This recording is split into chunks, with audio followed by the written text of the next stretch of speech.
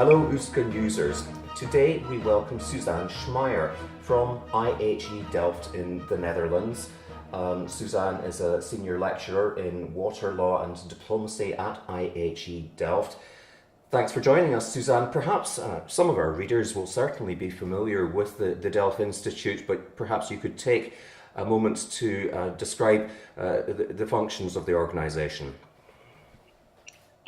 Yes, with pleasure. IHE Delft is an international education institute. In fact, it is the largest international graduate institute for water education.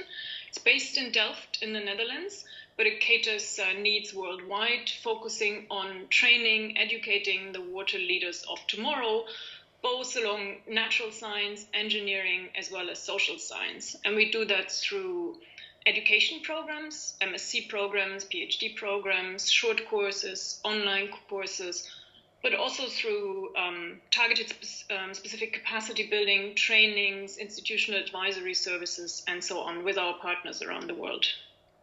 And your role, you're a senior lecturer in water law and diplomacy. What's water law and diplomacy?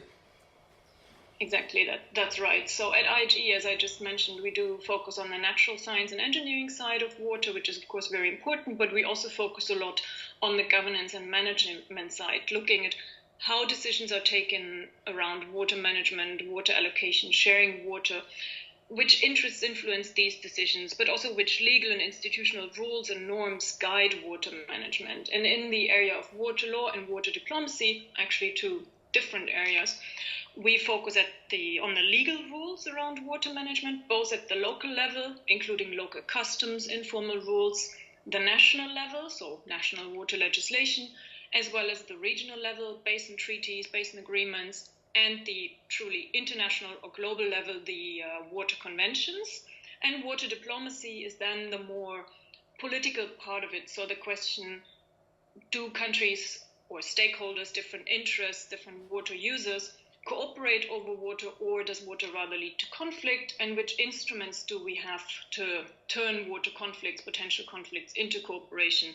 For example, through basin organization, through informal arrangements, water user associations, and so on. And one initiative that OOSKAnews has reported on is IHE Delft, through you, are partners of an initiative known as the Water, Peace and Security Partnership, which is a collaboration among a number of, perhaps you can explain the background to the Water, Peace and Security Partnership, who's involved and how this came about. Exactly. So the Water, Peace and Security Partnership is a partnership, an initiative that has been developed with the support of the Dutch Ministry of Foreign Affairs. So it is originally a Dutch initiative, but that has global outreach, which you can also see by the different partners. So at the moment, we are a partnership of IHE Delft leading the consortium, working together with the World Resources Institute, the Hague Center for Strategic Studies, Wetlands International, International Alert, Deltares, the Pacific Institute, Oregon State University, and others. And the Dutch government and IHE together decided to establish the Water, Peace and Security Partnership as a response to the debate that we've been seeing in the last years around water and conflict, quite often assuming that water insecurity, water scarcity automatically leads to conflict. And we want to take a bit of a closer look on this hypothesis and better understand when, whether and under which conditions water indeed leads to conflict. And then in the next step, of course, develop tools and approaches how we can either prevent such conflicts or at least mitigate and resolve them. And asking that question and going one step further, I'll link in this article to an article that can be found, an opinion piece on the partnership's website. You co-authored, titled "Are Water and Conflict Linked?" What links them? Well, let me ask you the question. Are water and conflict linked, and what links them? Yes. So what we've seen in the past, both by policymakers, in the media, among academics, is exactly the hypothesis that water and conflict are linked. We do not claim that they're not linked, but we urge academics, but also policymakers, to take a closer look, because water and conflict can be linked in many, many different ways.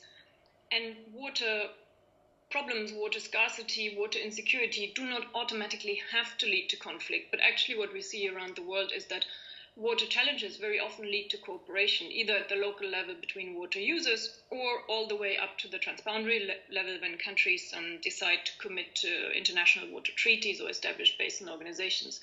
So we, in this opinion piece, but also as the approach that we take in the Water, Peace and Security Partnership, we do see links between water-related insecurities, be it water scarcity, be it insufficient water supply to people, be it insufficient water availability for different users and thus also economic development, and on the other hand, competition over resources, conflict, migration, violence, and so on.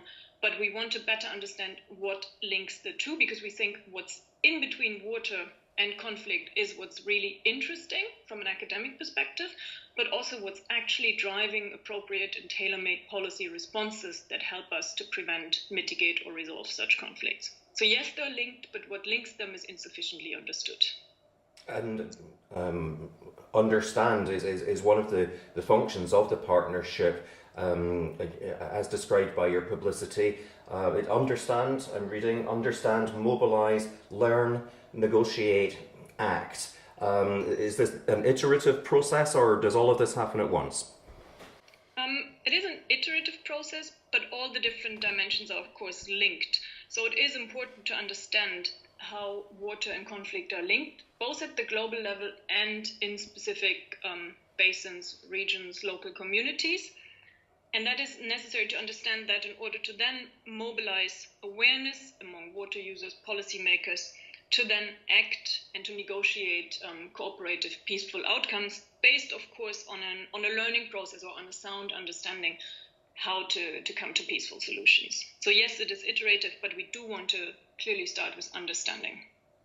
And your materials describe specific tools to help governments, international institutions, basin organizations, others to identify potential, I'm using my words, flashpoints in the nexus between water scarcity, water supply issues, and conflict, security, peace. What sort of tools are we talking about here? Yes, we do develop a number of tools, but it's easiest to explain by differentiating into two types of tools. One set of tools that we're developing looks more from a global perspective at ways to identify potential hotspots of water conflicts. To put it a bit simplistic, we try to forecast where the next water conflicts might be happening, to identify hotspots, regions, locations, where certain factors are present that we know are likely to lead to conflicts. And we do that through a global machine learning-based model that's being housed by the World Resources Institute in Washington, D.C., that we feed with a number of variables ranging from evaporation data to reservoir levels to changes in food prices to population growth, changes in population density through internal migration, for example, but also data on fatalities from violence, from conflict, governance data, and so on, and have this model training itself through a machine learning approach to pick up those variables and link them geographically to those places where conflict is likely to happen in the next 12 months. That's the window that we're looking for. And this is really a tool that would identify, or that would help identify potential hotspots.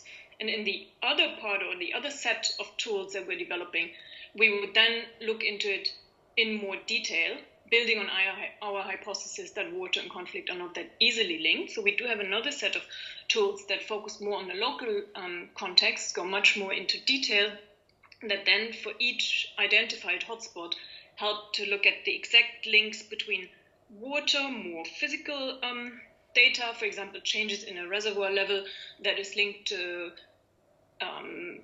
precipitation changes, how that then links, for example, to food price crisis, and what the potential human responses could be. That could be changing from agriculture to pastoralists, it could be migrating to a city, it could be joining violent groups, and we provide the models and the tools to model these links not only sitting at a desk here in Delft or in Washington, D.C. or wherever, but also doing this jointly with stakeholders. So in participatory modeling exercises, discussing with the different water users on the ground, policymakers in the respective country, how these links between water and certain potentially violent responses are determined, and in the next step, what could be done to cut that vicious circle and turn it into a virtuous one where water then enables cooperation. And at that global level, OOSKAnews has recently reported that in January 25th, the UN Security Council held an open debate to discuss concrete impacts of climate change on not just water, but climate change broadly on peace and security. Well, climate change impacts are really water impacts, don't you agree? And more broadly, is it a good thing? It does seem to be a good thing that this conversation is hitting the pan-national level, and the world is paying attention to conflict being impacted by climate change and water stress. Yes, absolutely. I mean, we all know that climate change manifests itself significantly through the water sector in many different ways, and that climate change thus can become a threat multiplier for water conflict. So we in the Water, Peace and Security Partnership are very happy that this has been taken forward by the UN Security Council, but also by many other organizations. And the Netherlands, when member of the UN Security Council last year, were very much focusing on this topic and promoting it. So yes, that is definitely a positive development. But of course, we would be even happier if that topic was taken up by more countries, promoted by more countries, and actually also led to change beyond global debates. So really better managing water resources on the ground in an adaptive, in a resilient manner. Most countries do seem to be getting that message and getting on board. Not all of them. I mean, one thinks about Mr. Trump, the famous climate skeptic, who is leader of the best armed nation in the world. He's not on board. Is that a big problem? Well, that definitely is a shame, especially if we look back a few years when the national intelligence community in the US had highlighted themselves the relevance of climate change for US security interests worldwide and the threat potential that climate change produces in many countries. So it is a problem, but what we see on the other hand and what makes us more positive is that other countries are picking this topic up and promoting it. The European countries are very active on this. The Netherlands and Sweden have been when still in the Security Council. Last year, Germany, which just joined the Security Council for 2 years, is also promoting the topic. So we hope that some countries, especially also the countries, the most affected countries in the global south, can at least partially substitute for the time being in which the US takes a rather, let's say, reluctant position.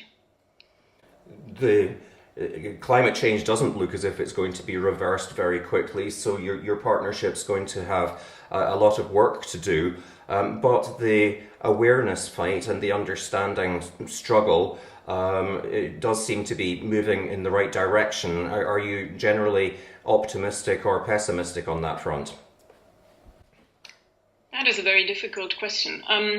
I'd say looking at global developments and how we treat our development as a whole makes me rather pessimistic. But looking at smaller steps that we can take to better understand how climate change, water, other natural resources and environmental issues linked to conflict and creating awareness on this and developing more local or basin level solutions to them makes me positively or optimistically focused, because I think we can make a contribution, although it is a very small one.